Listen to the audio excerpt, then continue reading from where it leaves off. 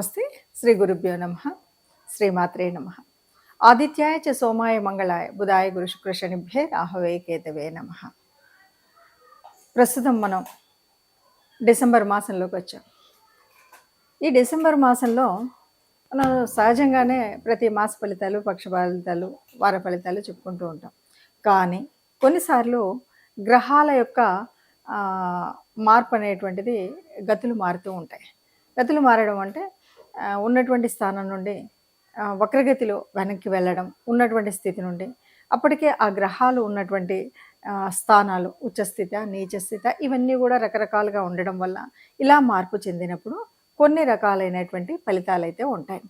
మరి ఆ రకంగా కనుక చూసినట్టయితే ప్రస్తుతం డిసెంబర్ 6వ తారీఖు నుండి 2024 డిసెంబర్ 6వ తారీఖు నుండి కుజుడు తను ఉన్నటువంటి స్థానం ఏది కర్కాటకంలో ఉన్నాడు. మరి ఎలాంటి స్థానం అంటే నీచ స్థానం.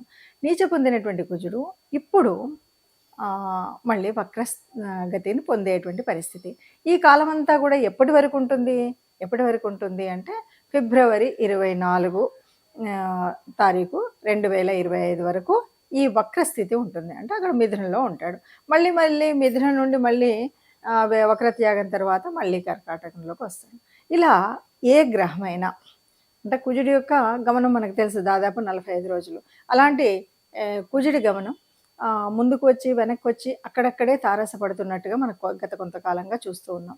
మరి ఇలాంటి పరిస్థితుల్లో అసలు ఎలాంటి ఫలితాలు వస్తాయి అంటే ముందుగా మనం కుజుడిని చూడాలి. కుజుడిని చూసినట్టయితే కుజుడు అంటే మనకు తెలుసు భూమి పుత్రుడు. కుజుడు ఒక సిస్టమాటిక్ ప్లానెట్, క్రమశిక్షణకు మారుపేరు, ఒక సైన్యాధ్యక్షుడు అని మనము ఆ గ్రహాల యొక్క కుటుంబంలో చెప్తాం. ఏదైనా సరే ఒక వారియర్. కాకపోతే అనువుకాని సమయంలో కోపం వస్తుంది, అనువైనటువంటి సమయంలో ఒక సరి అయినటువంటి ఆలోచన శక్తి ఉంటుంది. ఇవన్నీ కూడా మనకు కుజుడిలో కనిపించేటువంటి లక్షణాలు. మరి ఈ లక్షణాలన్నీ ఉన్నటువంటి కుజుడు ఇప్పుడు ప్రస్తుతం అంటే డిసెంబర్ 2024 6వ తారీఖున వక్రగతి చెంది దాదాపుగా ఫిబ్రవరి వరకు, వచ్చే సంవత్సరం ఫిబ్రవరి అని చెప్తున్నాం కదా, అక్కడి వరకు మరి ఇందులో ఈ వెనక్కి వెళ్తూ ఉన్నాడు. ఇలా వెళ్ళినప్పుడు ఏమైనా శుభ ఫలితాలు ఉంటాయా, అసలు ఒక్కొక్క రాశి వారికి ఎలా ఉంటుంది అని చూస్తే ఇక్కడ మనం ఒక విషయాన్ని మాత్రం చెప్పొచ్చు. ఎప్పుడైనా ఏ గ్రహమైనా ఎక్కడైనా నీచ పొందిన తర్వాత నీచలో ఉంది, నీచ స్థానంలో ఉంది. ఈ నీచ స్థానంలో గనక వక్రగతి పొందితే దాదాపు అది ఉచ్చ స్థానానికి ప్రతిఫలంగా ఉంటుంది. దాదాపు ఉచ్చస్థితిలో ఉన్నప్పుడు ఏ ఫలితాలు అయితే ఇస్తుందో ఆ ఫలితాలు ఇవ్వగలిగే శక్తి ఆ గ్రహానికి వస్తుంది. మరి ఆ రకంగా చూసినట్టయితే ఇప్పుడు ప్రస్తుతం మరి కుజుడు ఏమేమి శుభ ఫలితాలు ఇస్తాడు, ఏ రాశి వారికి ఎలా ఉంటుందో 12 రాశుల వారి యొక్క ఫలితాలను చూద్దాం. చివరి రాశి మీనరాశి. మీనరాశి ఇది గురువుకు సంబంధించినటువంటి రాశి. ఈ రాశిలో మరి ఈ రాశి వారికి ఈ 2.5 నెలలు ముఖ్యంగా కుజుడు వక్రగతిలోకి పొందుతున్నప్పుడు ఫలితం ఎలా ఉంటుంది? ఎలా ఉంటుంది అంటే మిశ్రమ ఫలితంగా చెప్పొచ్చు. ఏ రకమైన చెడు జరగదు, అలా అని ఏ రకమైన మంచి జరగదా అంటే ఇక్కడ దెర్ ఈజ్ ఎ ఛాన్స్.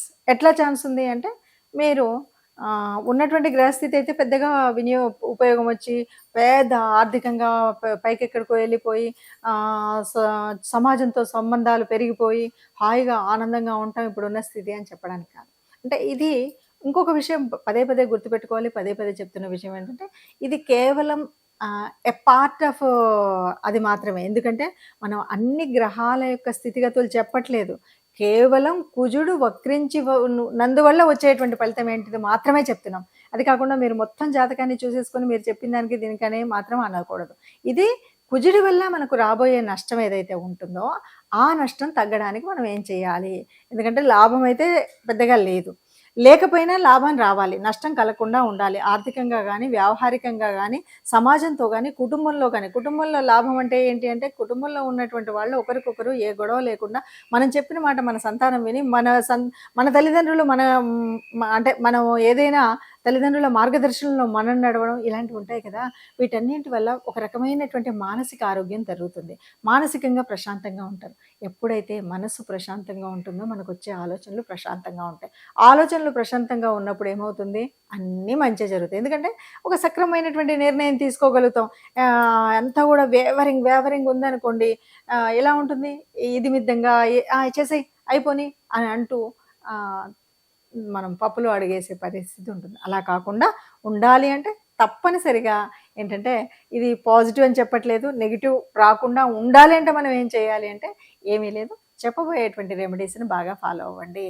అన్నీ గనక చేసినట్టయితే ఇష్టదేవత ఆరాధన గాని, నిరంతరం భగవన్నామ స్మరణ గాని చేసినట్టయితే మనకు పెద్ద పాజిటివ్‌గా లేదు. కానీ మనం పాజిటివ్‌గా మలుచుకోవడానికి అవకాశం ఉంటుంది. దానివల్ల మనం ఇప్పుడు చేసేటువంటి ఈ పనుల యొక్క ప్రతిఫలం తర్వాతి కాలంలో పొందేటువంటి పరిస్థితి ఉంది.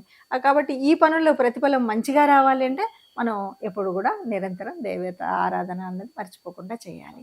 ఇవి చేసినట్టయితే అంతా సుఖంగా ఉంటారు. సుఖంగా అందరూ ఉండాలని కోరుకుంటూ, దాదాపుగా మనం చూస్తున్నటువంటి గ్రహ పరిస్థితి ఒక్కొక్క రాశికి ఒక్కొక్కలాగా ఉంటుంది అంటాం. అయితే ఇక్కడ ఒకటి విషయం మాత్రం తప్పనిసరిగా చెప్పుకోవాలి. ఏది ఏమైనా జన్మ జాతకంలో మరి ఈ గ్రహాలు యోగించేవా, యోగించనివా, ఇది మొదటి స్థానం. ఇందులో మరి ఏ గ్రహాలతో కలిసి ఉన్నాయి, ఏ స్థితి ఉంది, ఏ యుతి ఉంది, అంతేకాదు నడుస్తున్నటువంటి స్థితి ఏంటి, అంటే ఏ దశ నడుస్తుంది, ఏ మహర్దశ నడుస్తుంది, ఏ అంతర్దశ నడుస్తుంది, వీటన్నింటిని బట్టి ఫలితాలు అనేటువంటివి మాత్రం ఉంటాయి. మరి ఏది ఏమన్నా సరే కొన్ని రాసులకి చాలా మంచివి అని చెప్తాం, కొన్నిటికి కాదు అని చెప్తాం.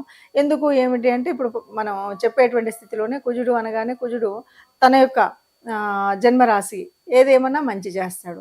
అంతేకాదు అంటే కుజుడికి జన్మరాశి మేషం అవుతుంది, అలాగే వృచ్చికం కూడా. అంతేకాదు మనం కుజుడిని ఓ మాట చెప్తూ ఉంటాం. ఎలా చెప్తామంటే కుజుడు అనేటువంటి వాడు సైన్యాధిపతి. సైన్యాధిపతి ఎప్పుడూ కూడా రాజుకు రాణికి మంచి చేస్తాడు తప్ప ఎక్కడా చెడు చేయడు. ఆ రకంగా కర్కాటక సింహరాశులకు ఓ మంచి చేసేటువంటి వాడు. ఇలా మనకు ఆయన యొక్క స్థితిని బట్టి ఉంటుంది కుజుడు. కుజుడుకి ఉచ్చస్థానం అంటే మకరంలో ఉచ్చ పొందుతాడు. అలాంటప్పుడు కూడా మంచి జరుగుతాయి. మరి ఇలా మంచి జరుగుతాయి, కానీ అందరిది మరి మకర రాశి కాకపోవచ్చు కదా, అందరిది కర్కాటక రాశి కాకపోవచ్చు కదా. మరి ఇలా ఉన్నప్పుడు ఆ గ్రహం కూడా మరి జన్మజాతకంలో కూడా సరిగ్గా కుజ దశ నడుస్తుందా, లేకపోతే కుజ అంతర్దశ నడుస్తుందా, ఇవేం జరుగుతున్నాయి అన్నది అందరికీ చెప్పలేం కదా. ఒక్కొక్కరికి ఒక్కొక్కలాగా ఉంటుంది కదా.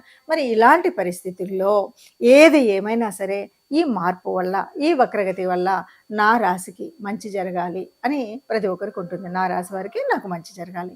అలా జరగాలి అంటే ఎప్పుడైనా సరే ఎవరి అనుకూలత కావాలి, దైవానుకూలత కావాలి, గ్రహానుకూలత కావాలి. ఈ 2 కావాలి. మరి దైవానుకూలత కోసం మనం చేయవలసినటువంటి రెమెడీ ఏంటి? తప్పనిసరిగా ఎవరి ఇష్టదేవత లేదా కులదేవత వారు తప్పకుండా ఇలా ఎప్పుడు ఏ గ్రహమైనా సరే అనుకూలించినా అనుకూలించకపోయినా ఆ ఉన్నటువంటి పరిస్థితుల్లో మనకు సానుకూలంగా ఉండాలి అనుకున్నప్పుడు మాత్రం మర్చిపోకుండా మనం చేయాల్సినటువంటిది మన ఇష్టదేవత ఆరాధన, కులదేవత ఆరాధన అన్నది చేస్తూ ఉండాలి. దీన్ని బట్టి మనకేమర్థమైంది, ఈ ఆరాధన నిరంతరం ఉండాలి, మొట్టమొదటి పాయింట్. ఇక రెండవది కుజుడు అనగానే కుజుడి యొక్క అధిదేవత మనకి సుబ్రహ్మణ్య స్వామి. కుజుడి రూపం అనగానే మనం ఏం చేస్తాం, సుబ్రహ్మణ్య స్వామిని ఆరాధిస్తాం కదా. కుజుడి విగ్రహాన్ని యొక్క అనుకూలత కోసం మనం ఆరాధించేటువంటి దేవుడు సుబ్రహ్మణ్య స్వామి కాబట్టి ఇప్పుడు మనం ఏం చేయాలి అంటే మంగళవారాలు, అంటే ఇది భౌమవారం అని కూడా అంటుంటాం, కుజుడికి సంబంధించినటువంటి వారం. ఈ మంగళవారాల్లో సుబ్రహ్మణ్య స్వామి దేవాలయం ఎక్కడైనా మన వీధిలో కానీ మన దగ్గరలో ఉంటే తప్పనిసరిగా సుబ్రహ్మణ్య ఆలయానికి ఎప్పుడు ఈ వక్రగతి చెందుతూ ఉన్నప్పుడు తప్పనిసరిగా సుబ్రహ్మణ్య స్వామి ఆలయానికి వెళ్ళడం, అభిషేకం చేయించుకోవడం, అర్చన చేయడం ఇలాంటివి మనం చేస్తూ ఉంటాం.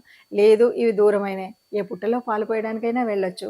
మనం ఈ సుబ్రహ్మణ్య స్వామి ఆరాధన, ముఖ్యంగా సుబ్రహ్మణ్య షష్ఠి వస్తుంది కదా, ఆ షష్ఠిలో గనక సుబ్రహ్మణ్య స్వామి అభిషేకం చేయించినట్టయితే దాదాపుగా మనకున్నటువంటి ఈ చిన్న అంటే కొంచెంగా అటు ఇటుగా ఉంది అనేటువంటి, అంటే ఆ చిన్న అప్రమత్తతోటి ఈ రకమైనటువంటి నష్టం జరిగింది అని చెప్పేటువంటి వాళ్ళకు కూడా ఏ నష్టం జరగకుండా హాయిగా సాగేటువంటి పరిస్థితి ఉంటుంది.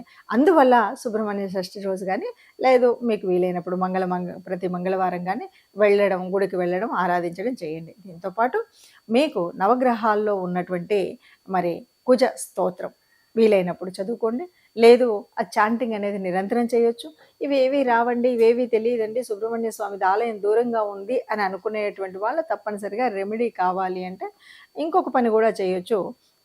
విష్ణు సంబంధితమైనటువంటి దేవతల్లో ముఖ్యంగా నారసింహస్వామి యొక్క కథను ఆలకించడం గానీ, అంటే అవతార ఘట్టాన్ని గనక మనం వినడం ఇలాంటిది గనక చేసినా, ఇవేవి గూడా లేదు నాకింకా ఏమీ రాదు అంటే విష్ణు సహస్రాన్ని వినండి.